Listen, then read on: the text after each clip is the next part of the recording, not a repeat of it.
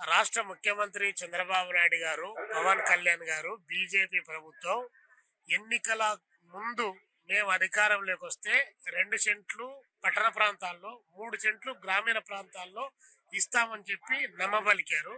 ఇల్లు కట్టుకోవడానికి కూడా ఇసుక, సిమెంటు, కంకర ధరలు విపరీతంగా పెరిగాయి. 1,80,000 జగన్మోహన్ రెడ్డి గారు ఇచ్చే సరిపోదు, మేము 4 లక్షల రూపాయలు ఇస్తామని చెప్పేసి ప్రకటించారు. ఆ నేపథ్యంలోనే ఈ రాష్ట్రంలో ఉన్నటువంటి పేదలంతా కూడా దాదాపు 40 నుంచి 50 లక్షల మంది గుండుగుత్తగా చంద్రబాబు నాయుడు గారికి ఓట్లు వేశారు. కానీ అధికారం తీరా వచ్చిన తర్వాత 2 సంవత్సరాలు పూర్తి అవుతా ఉన్నా కూడా 2 సెంట్లు, 3 సెంట్లు, 4 లక్షల రూపాయలు డబ్బులు అన్నటువంటిది ఇంతవరకు దాని గురించి చంద్రబాబు నాయుడు గారు మాట్లాడలేదు. ఏ బడ్జెట్ లో కూడా నిధులు కేటాయించలేదు. కాబట్టి ఈ నేపథ్యంలో మేము అధికారంలోకి వచ్చిన కూటమి ప్రభుత్వానికి 8 మాసాల పాటు తను ఊపిరి పీల్చుకోవాలని చెప్పేసి కేవలం గతంలో కూడా లక్షలాది మందితో మేము అప్లికేషన్లు స్వీకరించిన కలెక్టరేట్ దగ్గరికి పోయి ఆందోళన చేసి ప్రభుత్వానికి విజ్ఞప్తి చేశాం. కానీ ప్రభుత్వం మేము 12 మాసాల క్రితం, 18 మాసాల క్రితం మేము ఇచ్చినా కూడా ప్రభుత్వం ఇంతవరకు దానిపైన అతిగతి ఏమీ లేని సందర్భంలో ఈరోజు రాష్ట్ర వ్యాప్తంగా 28 జిల్లా కేంద్రాల్లో వందలాది మంది డివిజన్ కేంద్రాల్లో, మండల కేంద్రాల్లో, కొన్ని చోట్ల సచివాలయ పరిధి వరకు ఈ ఆందోళన కార్యక్రమానికి మేము శ్రీకారం చుట్టాం. అంటే ప్రభుత్వాలు ఇచ్చినటువంటి వాగ్దానం, ఆ ఇచ్చిన వాగ్దానం నెరవేర్చకపోతే కమ్యూనిస్ట్ పార్టీగా ప్రజల పక్షాన, ప్రజల గొంతుగా వినిపించడమే మా బాధ్యత. పైగా టిట్కో ఇళ్లకు సంబంధించి పండగల పేర్లు చెప్పి 2 సంవత్సరాల కాలంగా దాటవేస్తా ఉన్నారు. 2 ఉగాదులు పోయినాయి, 2 సంక్రాంతులు పోయినాయి, 2 శివరాత్రులు పోయినాయి, 2 రంజాన్లు పోయినాయి. అన్ని పండగలే వెళ్ళిపోతా ఉన్నాయి. కానీ ఏ పండగకు అక్కడ మీరు ఇల్లు ఇచ్చింది లేదు, వాళ్ళు పండగ చేసుకుంది లేదు. కాబట్టి 9 సంవత్సరాల కాలంగా టిట్కో ఇల్లు కట్టినటువంటి కూడా పెచ్చులు ఊడిపోతున్నాయి. ఇదే ఎన్టీఆర్ జిల్లాలో దాదాపు 6,000 పైచీలు టిట్కో ఇల్లు నిర్మాణం చేపట్టారు. అంతా పూర్తి అయిపోయింది. కానీ లబ్ధిదారులకు ఇచ్చినటువంటి పాపాలు పోలేదు. కాబట్టి ఈ నేపథ్యంలో టిట్కో ఇల్లు స్వాధీనం చేయాలని మేము డిమాండ్ చేస్తున్నాం. మా డిమాండ్ బయటకు వచ్చిన తర్వాత మేఘాల పైన మంత్రి నారాయణ గారు మొన్న అమరావతిలో కూర్చొని ప్రెస్ మీట్ పెట్టి ఈ ఉగాదికి వాళ్ళందరికీ టిట్కో ఇళ్ళన్నీ కూడా వాళ్ళకు స్వాధీనం చేస్తాను. నిన్న ఉగాది 22వ తారీఖు, 20వ తారీఖు ఉగాది పండుగ కూడా అయిపోయింది. అంటే ఈ సంవత్సరం పేరు పరాభవ నామ సంవత్సరం. అంటే ప్రజలు పరాభవానికి గురి చేసేటువంటి పద్ధతిలో ఏమన్నా ఆలోచించారేమో తెలియదు. కానీ ఆ ఇల్లు కూడా రానటువంటి నేపథ్యం. కాబట్టి ఇల్లు, ఇంటి స్థలము, మేము అదేవిధంగా రేషన్ కార్డులు కూడా అడుగుతా ఉన్నాం. నూతనంగా రేషన్ కార్డులు ఇవ్వని, కొత్త పెన్షన్లు ఇవ్వమని అడుగుతున్నాం. కొత్త పెన్షన్దారులందరూ కూడా ఈ 2 సంవత్సరాల్లో పెరిగితే అలాంటి వాళ్ళకు పెన్షన్లు ఇవ్వాల్సింది పోయి ఉన్న పెన్షన్లు కూడా తగ్గించేటువంటి పరిస్థితి ఈరోజు రాష్ట్రంలో కొనసాగుతుంది. ఎవ్రీ మంత్ వేల సంఖ్యలో పెన్షన్లు కుదించబడతా ఉన్నాయి. ఈ రాష్ట్ర ప్రభుత్వం మొన్న ప్రకటించిన బడ్జెట్ లో 36,000 కోట్ల పైచీలకు పెన్షన్లకు డబ్బులు అవసరమైతే 31,000 కోట్లే డబ్బులు కేటాయించింది. అంటే దాదాపు ఏతావాత వచ్చేసి 7,000 కోట్ల రూపాయలు పెన్షన్లకు ఇచ్చే డబ్బులను తగ్గించేసిన నేపథ్యం. ఇంకొక వైపు నుండి వికలాంగులకు, వితంతువులకు, ఒంటరి మహిళలకు పెన్షన్లు ఇస్తామని చెప్పారు. ఈరోజు వికలాంగులకు 40% కంటే పర్సెంటేజ్ తక్కువ ఉండేటట్టు ప్రభుత్వమే ప్లాన్ చేసి ఎవరన్నా సర్టిఫికెట్ల కోసం వచ్చే కట్టింగ్ చేయడానికి కావాల్సినటువంటి ఎత్తుగడలేస్తుంది. అంటే రాజు దలుచుకుంటే శుద్ధులు కొరవ అన్నట్లు రాజుగారే దలుచుకొని ఏ పద్ధతిలో డైరెక్ట్ గా పెన్షన్లు రద్దు చేస్తే వ్యతిరేకత వస్తుంది. కాబట్టి మీరు అనర్హులుగా ప్రకటిస్తే పోతుందనే పద్ధతిలో ఈరోజు ప్రభుత్వం ప్రయత్నం చేస్తుంది. మీ కరెంటు బిల్లు పెరిగింది అంటారు, నువ్వు అక్కడ ట్రూ ఆఫ్ ఛార్జీలు పెంచితివి, కరెంటు విద్యుత్ ఛార్జీ వేరే పద్ధతిలో కొనుగోలు చేసి అన్ని చోట్ల మోసం జరిగా, ప్రజలపైన భారం పడా. ఆ కరెంటు వాడితే నీ కరెంటు బిల్లు పెరిగింది కాబట్టి నువ్వు ఆదాయ వనరులో అగ్రభాగంలో ఉంటే ఎక్కడ? కాబట్టి ఇది సరైనటువంటి శాస్త్రీయపరమైనటువంటి అవగాహన కాదు. కాబట్టి మేము ప్రభుత్వాన్ని డిమాండ్ చేస్తున్నాం, మీరు చెప్పినటువంటి 4 లక్షలు కాదు 5 లక్షల రూపాయలు ఇవ్వాలి. ఇనుము, కంకర, సిమెంట్ లాంటి ధరలు విపరీతంగా పెరిగిపోయినాయి, నిర్మాణ ఖర్చులు పెరిగిపోయినాయి. 5 లక్షల రూపాయలు ఇవ్వాలి. అదేవిధంగా 2 సెంట్లు పట్టణ ప్రాంతాల్లో, 3 సెంట్లు గ్రామీణ ప్రాంతాల్లో ఇవ్వాలన్నటువంటిది మీది ఏదైతే మీరు చెప్పారో ఆ డిమాండ్ నెరవేర్చమని చెప్పి మేము డిమాండ్ చేస్తున్నాం. ఈ డిమాండ్ నెరవేరకపోతే ఈ పోరాటం గ్రామ స్థాయి వరకు తీసుకొని పోతాం. ఇంకా గ్రామీణ ప్రాంతాల్లో కూడా మేము దళితులకు సంబంధించి మీరు అనేక పత్రికల్లో, టీవీల్లో, వార్తల్లో గమనిస్తున్నాం. 70 సంవత్సరాల తర్వాత కూడా ఎవరైనా దళితులు గాని ఇతర నిమ్న జాతి వర్గాలు గాని చనిపోతే ఊర్లో నుండి తీసుకొని పోవడానికి లేదు, శ్మశాన వాటికలో పూడ్చుకోవడానికి లేదు. చచ్చిపోయిన తర్వాత 6 అడుగుల నేల కూడా లేకుండా శవాళ్ళు పూడ్చుకోవడానికి కూడా అవకాశం లేకుండా పోతే ఇంతకంటే దరిద్రం, ఇంతకంటే బాధాకరమైన విషయం ఏముంటుంది? కాబట్టి మాటలు మాత్రం కోటలు దాడుతా ఉన్నాయి, ఆచరణలు మాత్రం అంగుళం కూడా ముందుకు పోరాడే పరిస్థితి. 6 పాయింట్ ఫార్ములా అని రోజు దాని గురించి మంత్రులు, ఎమ్మెల్యేలు ఇట్లా వేసి మనం ఇసుక దాంట్లో ఉంటాం కదా, చెరుకు తిప్పినట్టు ఇట్లా తిప్పుకుంటా పోతారు. ఎక్కడ 6 పాయింట్ ఫార్ములా అమలైంది? మీరు చెప్పిన వాగ్దానం ఎక్కడ అమలైంది? ఇల్లు ఇంటి స్థలం కాడ కాలే, మీరు ఇచ్చే డబ్బులు కాడ కాలే, మహిళలకు 1500 అమలు కాలే, నిరుద్యోగులకు నిరుద్యోగ భృతి అమలు కాలే. ఎక్కడ ఏమైనాయి? మీరు బాగా అమలు చేస్తుందంటే మీరు కార్పొరేట్లకు ఊడిగం చేసి ఖాళీగా ఉన్న భూములన్నీ వేల కోట్ల రూపాయలు, లక్షల కోట్ల రూపాయలు విలువ చేసే భూములు వారికి కట్టబెట్టి లూలు మాల్ లాంటి వారికి, ఇంకా విశాఖలో టీసీఎస్ కంపెనీ లాంటి వారికి, ఉర్సా కంపెనీ లాంటి వాళ్లకు లక్షల కోట్ల రూపాయల భూములు కారు చౌక కట్టబెట్టడమే కాకుండా 99 సంవత్సరాలకు లీజుకిచ్చి ఇంకా మీరు వ్యాపారం చేసుకోండి, ప్రభుత్వం ఇచ్చిన భూములను ప్రభుత్వ బ్యాంకుల్లో పెట్టుకోండి, అక్కడ నుంచి డబ్బులు వసూలు చేసుకోండి పద్ధతిలో ఈ ప్రభుత్వం నడుతుంది.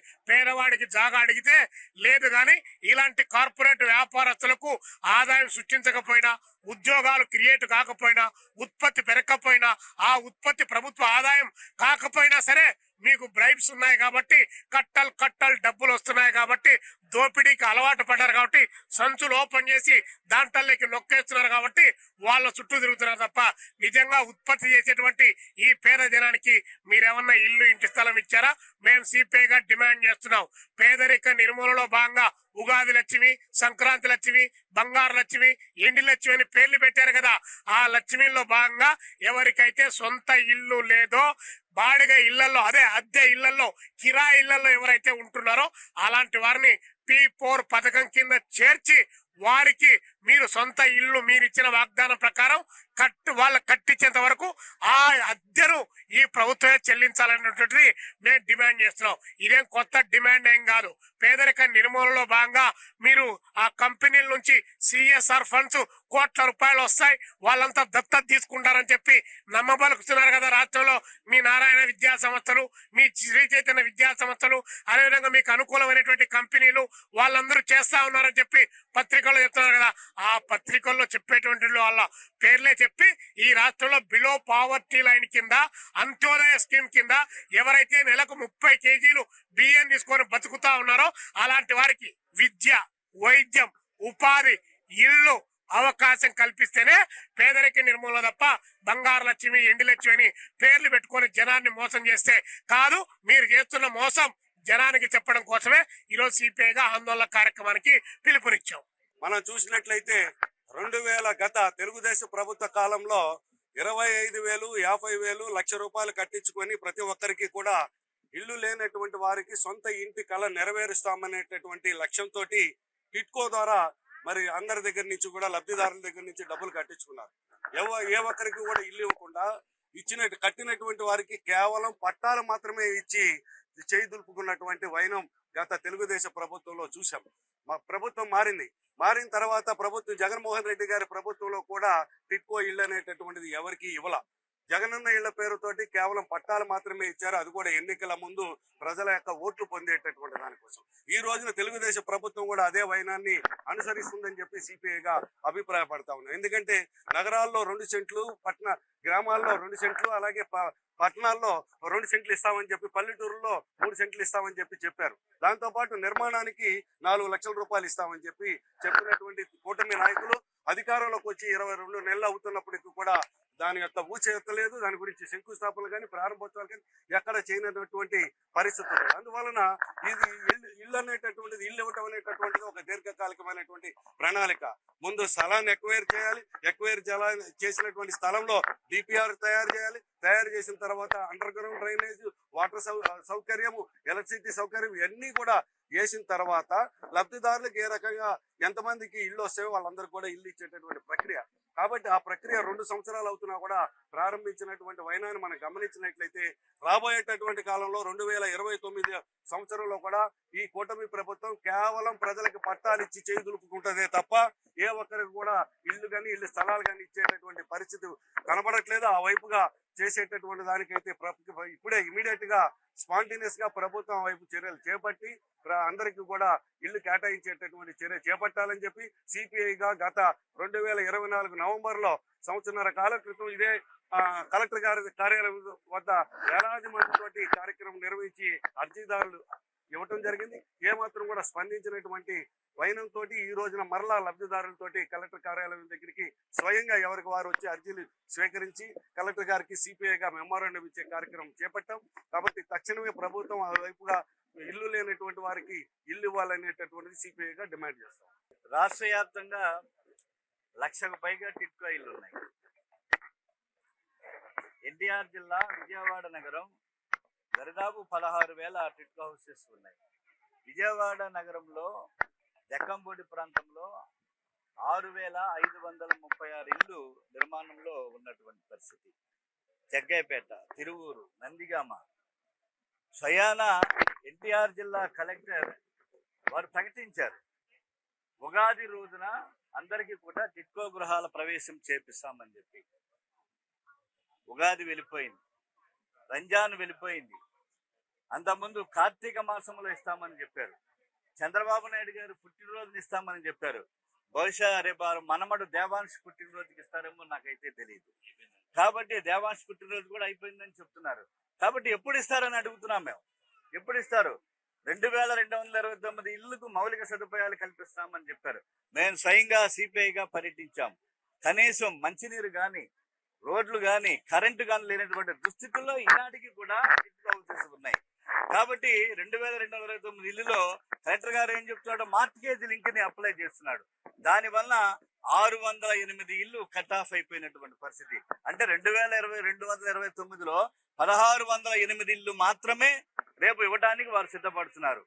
జగన్మోహన్ రెడ్డి ప్రభుత్వం 5,731 ఇల్లు మేము కట్టలేమని చెప్పి కేంద్ర ప్రభుత్వానికి లెటర్ రాసి రద్దు చేయడం జరిగింది. కాబట్టి పేదవాడి సొంత ఇంటికల సాకారం కావాలి అంటే ఇవాళ ఈ ప్రభుత్వాల మోసపూరితమైన వాగ్దానాలు మానాలి. అలాగే గ్రామాల్లో 3 సెంట్లు, పట్టణాల్లో 2 సెంట్లు. కాబట్టి స్వయంగా రాష్ట్ర ముఖ్యమంత్రి చంద్రబాబు నాయుడు గారే స్వయంగా అసెంబ్లీలో ప్రకటించాడు, ఇది మా ఎన్నికల వాగ్దానం, మేము అమలు చేస్తామని చెప్పి మెమోని ఇష్యూ చేయడం జరిగింది ఆర్టీఓలందరికీ కూడా. కానీ ఈనాటి వరకు కూడా దానిపైన వేలాది మంది, లక్షలాది మంది అర్జీదారులు, ఇల్లు లేని నిరుపేదలు అప్లై చేసుకుంటే అర్జీల మీద వెరిఫికేషన్ లేదు, కనీసం దాని మీద ఆన్సర్ లేనటువంటి పరిస్థితులు ఇవాళ ప్రభుత్వం ఉన్నది. అందువల్ల ఇవాళ రాష్ట్ర వ్యాప్తంగా సిపిఐ ఈ రోజున అన్ని ప్రాంతాల్లో కూడా లక్షలాది మంది అర్జీదారులతోటి కలెక్టర్ కార్యాలయాల వద్ద దిగ్బంధన కార్యక్రమం జరుగుతుంది. కాబట్టి తక్షణమే రాష్ట్ర ప్రభుత్వం దిగివచ్చి చంద్రబాబు నాయుడు మేనమేషాలు లెక్క పెట్టకుండా, ముహూర్తాలు పెట్టకుండా తక్షణమే పేద ప్రజలకు ఇల్లు మంజూరు చేయాలని చెప్పి టిట్కో మరియు 3 సెంట్లు 2 సెంట్లు తక్షణమే మంజూరు చేయాలని చెప్పి సిపిఐగా డిమాండ్ చేస్తున్నారు.